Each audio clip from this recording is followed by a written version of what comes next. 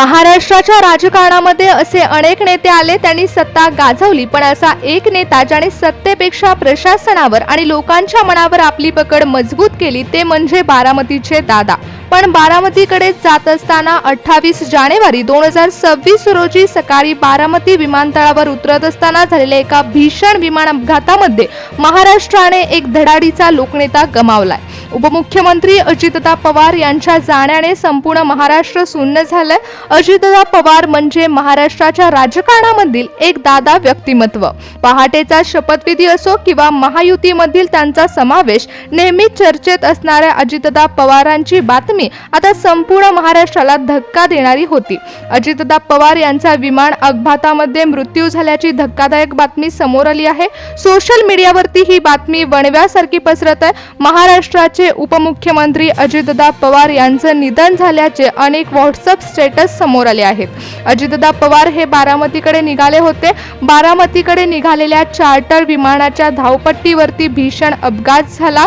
महाराष्ट्राचे उपमुख्यमंत्री अजितदादा पवार यांच्या या भागामध्ये उलगडणार आहे अजितदादा पवारांचं शून्य ते शिखर असा राजकीय प्रवास आणि त्यांच्या दुर्दैवी घटनेची शेवटची कहाणी। आपण आजच्या व्हिडिओमध्ये पाहणार आहोत की महाराष्ट्राच्या राजकारणातील एक असा नेता ज्याच्या शब्दाला प्रशासनामध्ये वजन होतं आणि असा एक नेता जो पहाटे 5 वाजता कामाला सुरुवात करायचा। जो नेता ज्याने सत्तेची अनेक समीकरणं स्वबळावरती बदलली होती, पण 28 जानेवारी 2026 ची ती सकाळ महाराष्ट्रासाठी एक मोठा धक्का देऊन गेली। बुधवार 28 जानेवारी 2026 सकाळी 8:10 अजितदादा मुंबईहून एका खासगी विमानाने बारामतीकडे निघाले होते। जिल्हा परिषद निवडणुकीच्या प्रचार सभेचं नियोजन होतं, पण त्यापूर्वीच विमानातील 6 जणांचा मृत्यू झाल्याची बातमी समोर आली। महाराष्ट्राने आपला धडाडीचा लोकनेता गमावलाय। अजित पवारांच्या जाण्याने संपूर्ण बारामती पोरकी झाली, तर संपूर्ण महाराष्ट्रामध्ये शोककळा पसरली आहे। राज्यातील राजकारणामध्ये एक मोठी पोकळी निर्माण झाली आहे। कामाचा झपाटा आणि वक्तशीरपणा हीच त्यांची खरी ओळख होती, पण या पर्वाचा आज शेवट झाला।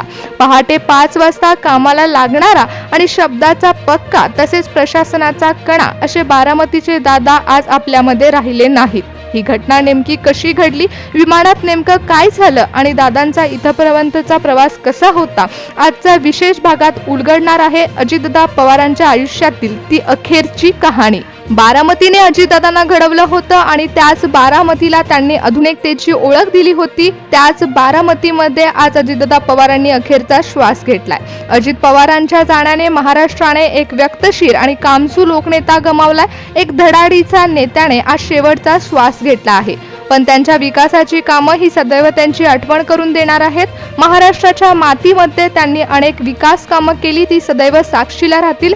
22 जुलै 1959 रोजी जन्मलेले अजितदादा पवार राजकारणाचं बाळकडू घरातच घेऊन आले होते। वडील अनंतराव पवारांच्या निधनानंतर काका शरद पवार यांनी त्यांना साथ दिली होती, पण दादांनी स्वतःची ओळख देखील स्वकर्तृत्वावर निर्माण केली। सहकार क्षेत्रातून त्यांनी सुरुवात केली। 1991 मध्ये लोकसभेमध्ये निवडून आले। राज्याच्या राजकारणामध्ये ते नेहमीच सक्रिय होते। तिथून पुढे सुरू झाला तो म्हणजे अजितदादा पवार यांचा अजितदादा म्हणून प्रवास। अजित पवार हे सगळीकडे दादा म्हणून ओळखू लागले। अजित पवार म्हणजे शासनाचा शिस्तप्रिय चेहरा। अर्थमंत्री असो किंवा जलसंपदा मंत्री, त्यांच्या कामात त्यांनी कायमच आपली वचक ठेवली। हो तर हो, नाही तर नाही ही त्यांची स्पष्ट वक्त शैली अनेकांना घाबरवायची तर कार्यकर्त्यांना अस्वस्थ करायची।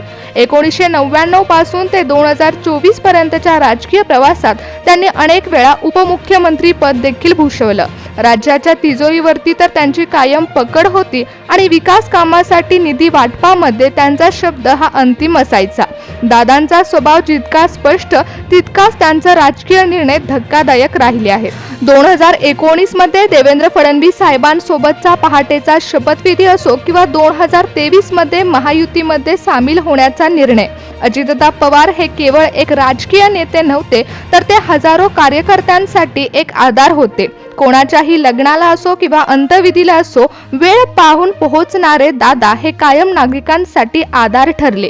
राजकारणामध्ये अनेक लोकांनी टीका केल्या, आरोप लावण्यात आले, पण महाराष्ट्राच्या प्रशासनावर असलेला त्यांचा हातखंडा आणि कामाची पद्धत कोणीही नाकारू शकत नाही.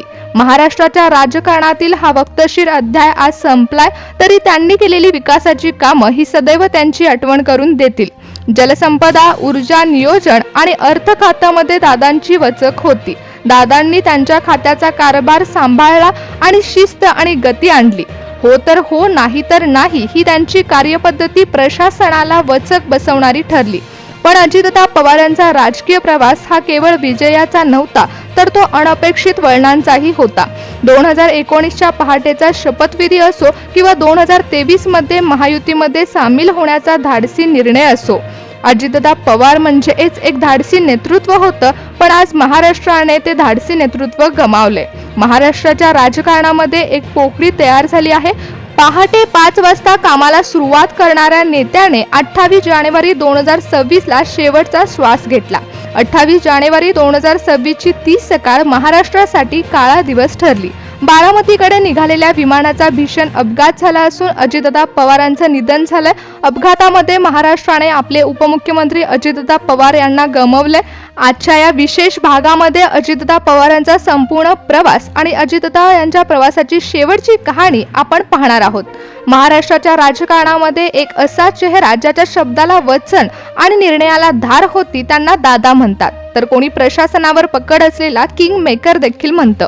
पण हा प्रवास इतका सोपा नव्हता. बारामती ते उपमुख्यमंत्री पदापर्यंतचा त्यांचा प्रवास आज आपण पाहणार आहोत. त्यांच्या नावातच पॉवर आहे. ज्यांच्या एका शब्दावर प्रशासन धावतं आणि त्यांच्या निर्णयावरती महाराष्ट्राचं राजकारण फिरतं, ते म्हणजे अजितदादा पवार.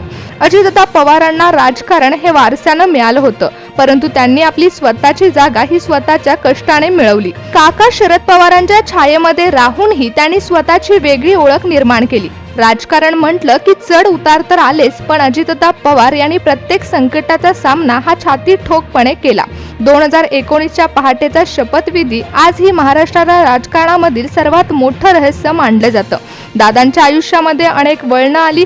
कधी आरोपाचं वादळ झालं, तर कधी सत्तेचा त्याग करावा लागला, पण प्रत्येक वेळी दादा अधिक ताकदीने परतले. अजितदादा पवारांचं वैयक्तिक आयुष्य देखील एका सैन्यासारखं होतं. शिस्त, वेळ आणि शब्द या 3 गोष्टींवरती त्यांचं संपूर्ण राजकारण अवलंबून असायचं. अजितदादा पवार महाराष्ट्राच्या राजकारणातील एक असे नेते होते की ज्यांना कोणीच डावलू शकत नव्हतं. महाराष्ट्राच्या विकासामध्ये कायमच अजितदादांचं योगदान हे महत्त्वाचं ठरलंय. बारामतीच्या मातीमध्ये जन्मलेल्या या नेत्याने केवळ राजकारण पाहिलं नाही, तर ते राजकारण जगले. काका शरद पवारांच्या सावलीत राहूनही त्यांनी स्वतःची वेगळी स्टाईल निर्माण केली.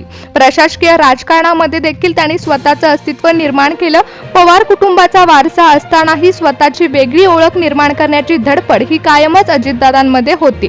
22 जुलै 1959 रोजी त्यांचा जन्म झाला. वडील अनंतराव पवार आणि काका शरद पवार यांचा वारसा अजितदादांना लाभला होता. अजितदादांचा जन्म अहमदनगरमध्ये झाला असला तरी त्यांचं बालपण बारामतीमध्ये गेलं. राजकारणाचं बाळकडू हे घरातूनच मिळालं होतं, पण त्यांनी स्वतःची अशी ओळख स्वतःच्या कष्टाने निर्माण केली होती. 1982 मध्ये सहकारी साखर कारखाना निवडणुकीमधून सुरुवात करत 1991 मध्ये खासदार आणि नंतर विधानसभेवरती त्यांची पकड त्यांनी ठेवली. त्याचबरोबर जलसंपदा, अर्थ अशा अनेक महत्त्वाच्या खात्यांचा कारभार देखील त्यांनी सांभाळलाय. आपल्या कामाचा ठसा त्यांनी उमटवलाय. आज अजितदादा पवार यांचं अपघातामध्ये निधन झालं. अजित पवार यांच्या मृत्यूने महाराष्ट्राने एक धडाडीचा संघर्षमय नेता गमावलाय. आज अजितदादा पवारांचा शेवट झाला असला तरी त्यांनी केलेली विकास कामं ही सदैव त्यांची आठवण करून देणारी आहेत.